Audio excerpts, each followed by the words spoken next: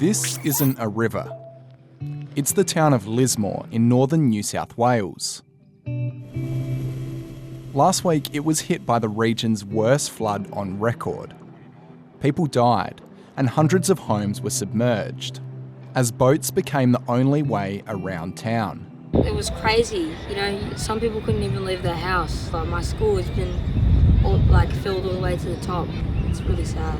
And my dad works at the evac centre in Lismore, and he has to handle how everything works and all the donations and all the lovely things everyone brings, and he just gets very stressed from that, so that's affected my family as well. Right now I'm living at a friend's house with my family and another family staying there as well.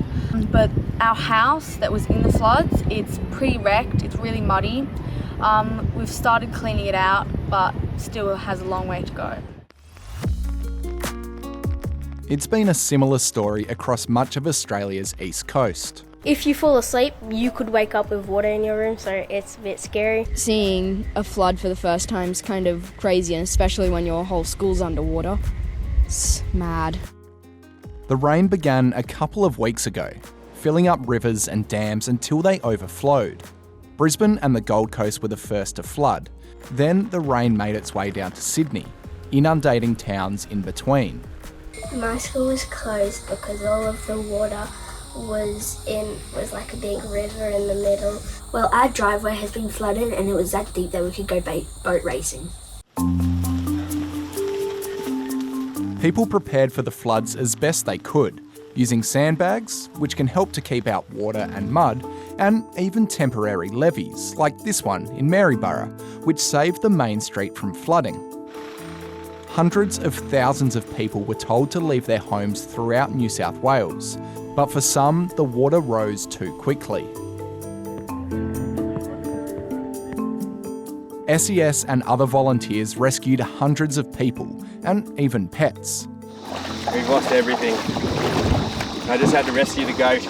I've got a surf life saving background, and I was like, okay, I've got to get out here and help. This lad needed a bit of help, so towed him out, and then I'm going to keep doing the same thing for hopefully the rest of the day. So, what's going on? Well, the Bureau of Meteorology says it's because we've had two big La Niña events in a row. La Niña is a weather pattern that brings more wet weather to the east coast of Australia, and last year it filled up catchments, which meant dams and rivers were already full when this huge batch of rain arrived. And it was huge.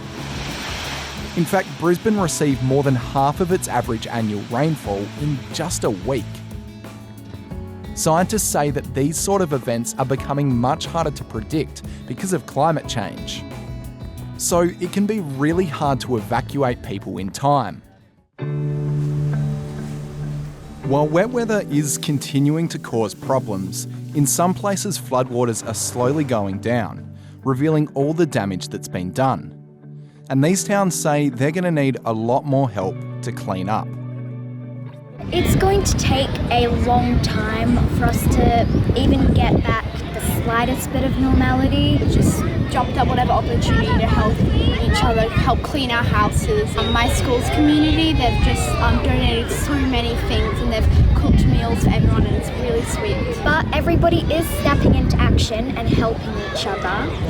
And we're just all working together to try and get our community to thrive again.